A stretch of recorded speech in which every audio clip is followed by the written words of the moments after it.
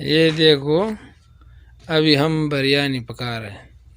ये पूरा एक मुर्गी है, ये 3 अदद टमाटर है, 2 अदद प्याज है, यही मिर्ची है, और ये जो है ना 6 गिलास चावल है। बाद में समझाएगा, धीरे धीरे देखो सब कुछ। अभी देखो ये प्याज जो है ना तैयार है। हमने लहसुन भी डाला है 4 दाने, ये भी बाद में बहुत अच्छा मज़ा करता है। अभी इसके ऊपर जो है ना बस ये मुर्गी डाल दिया। ये मुर्गी जब इसके अंदर अच्छा तरीके से पक जाएगा ना, फिर इसी के ऊपर टमाटर डालेंगे।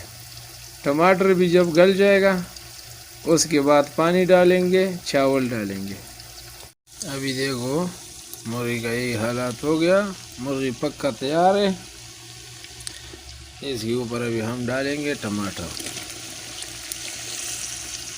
ये टमाटर जब इसके ऊपर गल जाएगा ना, फिर इसी के अंदर जो है ना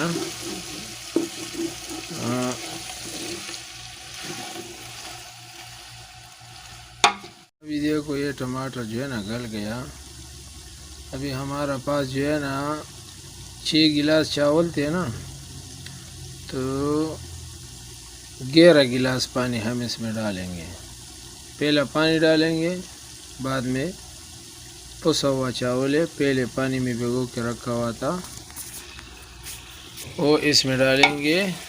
फिर इंशाल्लाह आधा घंटा बाद आप लोगों को दिखाएंगे इंशाल्लाह कि बिरयानी कैसे बन गया। बाकी मसाला है अपना मर्ज़ी के हिसाब से डालो, नमक भी अपने हिसाब से डालो। लेकिन जब 6 गिलास चावल होगा ना, तो बस उसी के अंदर हम तो 11 गिलास पानी डालेंगे ना डबल, तो हमारा चावल सही आता है। आधा घंटा 35 मिनट बाद ढक्कन खोलेगा इंशाल्लाह।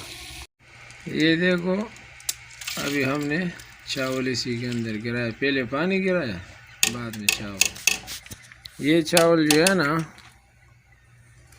यही गिलास थे 6,